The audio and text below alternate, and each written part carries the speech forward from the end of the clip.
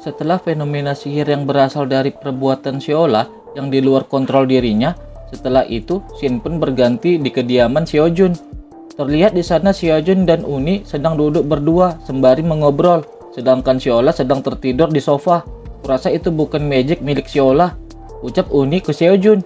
Di hari saat rumah runtuh, apa yang sebenarnya terjadi? Saud Xiaojun bertanya ke Uni. Dia bertanya padaku di mana ayahnya. Dia menangis terseduh-seduh. Begitu aku bilang dia tidak bisa bertemu dengan ayahnya. Lalu rumahnya runtuh, ucap Uni menjawab pertanyaan Xiaojun. Itulah mengapa mereka datang mencariku ya. Kali ini dia hanya membuat melayang objek tertentu. Tapi berdasarkan kemampuannya yang sudah kulihat sejauh ini, kemampuannya setara dengan seorang magician. Tidak, bahkan lebih dari seorang magician biasa. Suatu saat dia akan dapat menggunakan magic yang jauh lebih kuat. Masalahnya adalah dia tidak sadar saat menggunakan kekuatan itu.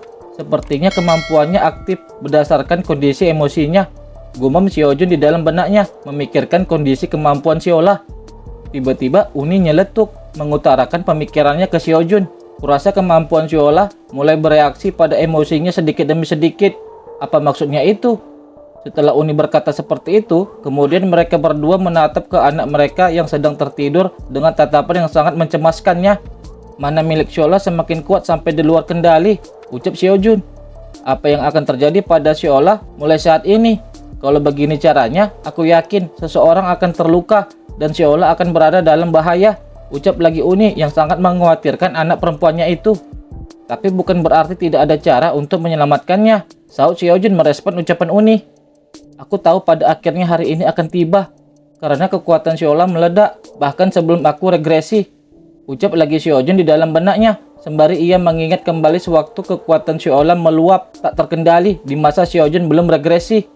Kala itu, Sheola mengeluarkan kekuatannya tanpa terkendali yang berupa sihir es yang sangat kuat di dalam kamarnya.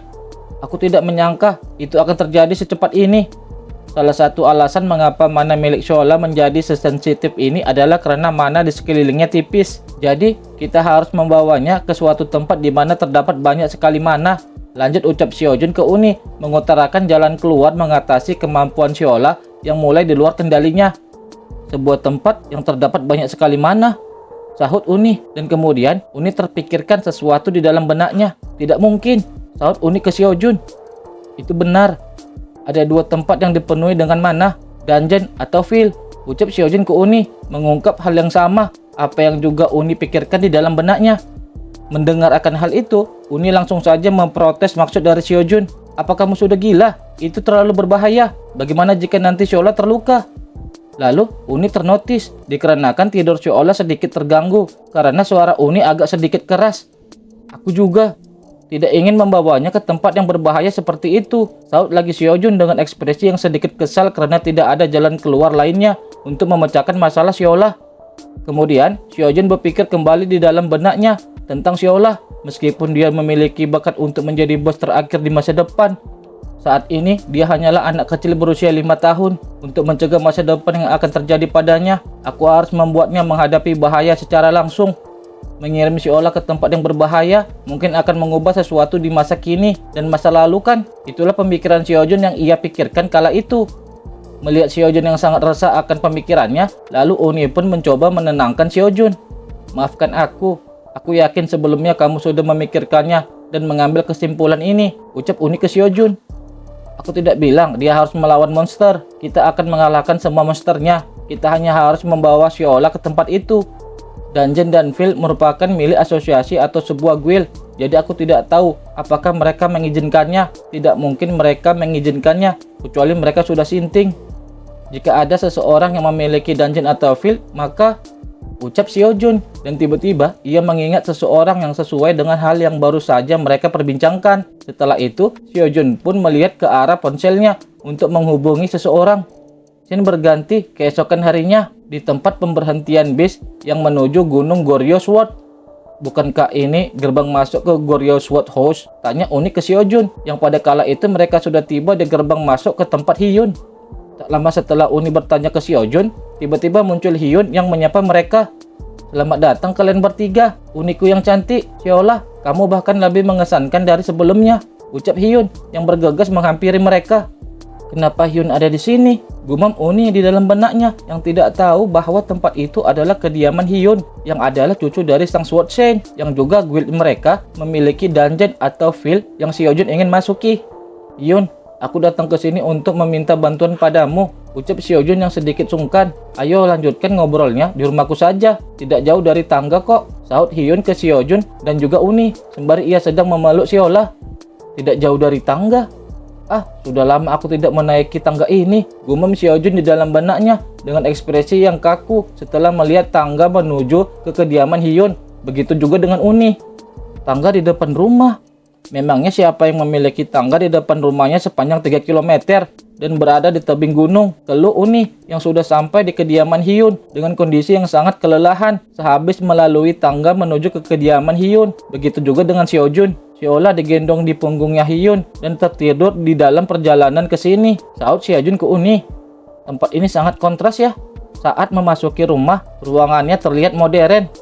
Tapi orang-orang akan berpikir kalau tempat ini adalah rumah tradisional Hanok jika melihatnya dari luar. Ngomong-ngomong Seojun, aku penasaran siapa Hyun saat kamu bilang kita harus bertemu dengannya. Aku tidak berpikir kalau dia adalah cucu dari Sword Saint yang terkenal itu, ucap Uni ke Seojun. Dan berbarengan dengan itu, Hyun sudah datang sembari membawakan mereka minuman. Mereka yang baru-baru ini menjadi hunter mungkin tidak mengenalku. Aku menjadi hunter bukan untuk ketenaran dan aku juga tidak benar-benar mengumumkannya. Kau bilang kau datang untuk meminta bantuanku kan? Apa itu? Sahut Hyun merespon ucapan Uni sembari juga bertanya ke Seojun.